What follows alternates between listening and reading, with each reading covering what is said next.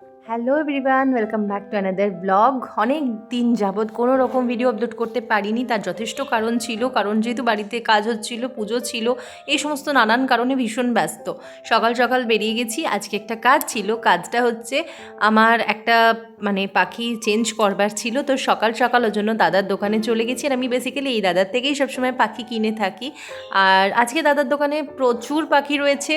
খুব ইচ্ছা করছিল একটা ককটেল নেওয়ার জন্য, কিন্তু আবার ভাবলাম বর যদি বাড়ি গিয়ে বকে, ওর জন্য নিইনি। ভীষণ ইচ্ছা করছিল, তবে খুব শিগগিরই আমি একটা পেয়ার নিয়ে আসবো। এই ককটেলের এই যে হোয়াইট পেয়ারটা দেখছো, এই পেয়ারটা আমার নেওয়ার খুব ইচ্ছা আছে।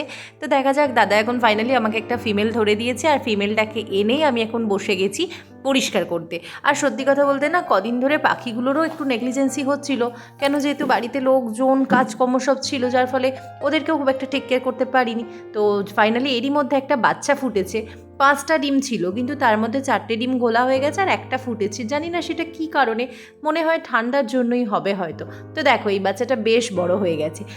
আর এতদিন ধরে যে ভিডিও আপলোড করতে পারিনি, এবার থেকে রেগুলারলি চেষ্টা করব আবার আগের মতন ভিডিও আপলোড করবার। তো এই যাই হোক, শীতকাল, আজকে সমস্ত বালিশ বিছানা সব রোদে দিয়ে দিয়েছি। তারপর একটু চান টান করে এখন একটু রোদ পোয়াচ্ছি। তারপর তো বর অফিস থেকে এসেই তার খাওয়ারের চিন্তা।